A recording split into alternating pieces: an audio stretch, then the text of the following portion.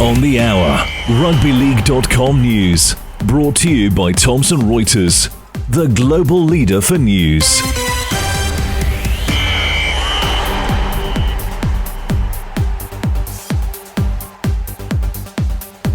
Coming up, thrilling Golden Point draw between the Panthers and the Cowboys after the Wars pipped the Red V. From Raiders to Faders, Bulldogs' incredible comeback victory over the Green Machine.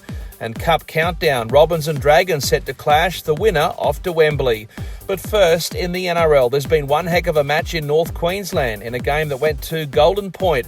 It finished up 30 points apiece between the Cowboys and four-time defending premiers Penrith at Queensland Country Bank Stadium. That was after the Panthers led 18-12 at half-time in front of a crowd of 19,324. The Cowboys rallied late to score two converted tries inside the final 10 to draw level. One of those kicks for goal from the sideline off the boot of Scott Drinkwater. Hence 30-all after 80 minutes, and that's how it stayed after extra time. Earlier, the Warriors moved to second place on the table after a skinny 15-14 victory over the Dragons.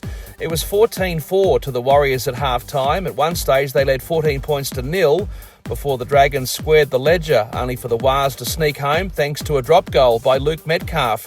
The crowd in Wollongong, 12,919.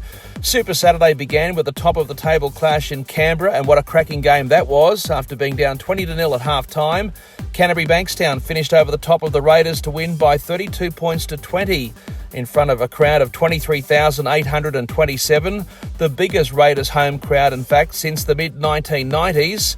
An amazing turnout as they try to get the Pollies to build them a new stadium. And as for the on-field action, big games from Dog stars Stephen Crichton and Viliami Kikau, whose efforts were central to a stunning victory by the competition leaders. In the second tier, in the New South Wales Cup, day one of Regional Magic Round with two games played at Tamworth, Penrith defeating Western Suburbs 40 points to 16, followed by Newcastle and North Sydney, the Bears winning against the Knights 26-24. That second result at Scully Park capping an historic week, of course, for the Bears, who are coming back into the big time, albeit playing under the banner of the Perth Bears. And by the way, two teams that got overlooked for that magic show in the country music capital, the Warriors and Canberra. Their game was played at Collies in Wollongong, more than 500 kilometres away, where the Wars won 46 points to 30. North of the Tweed in the Queensland Cup, in catch-up games, Norths won 14-10 against Redcliffe at KO Stadium. And in Cairns, the Tigers beat the Pride 18-10, with Sylvester Namo playing his first game for the Tigers after the Coomels' return from the UK.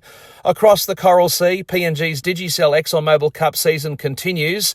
In the Saturday fixtures, playing at home, Wagi Tumbe beat the Gulf ESO 12 points to 8. On the road lay Tigers 34-14 over Mount Hagen, and in East New Britain, Mendy Murix overcame the Gurias 24 points to 20.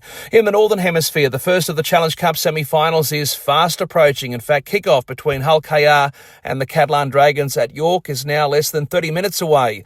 The winner, of course, to get through to the Cup final at Wembley. Also coming up later on in the south of France, the first of the semi-finals in Super 13. Albi at home to Limoux. Kick-off is 5:30pm local time. The winner through to the championship decider.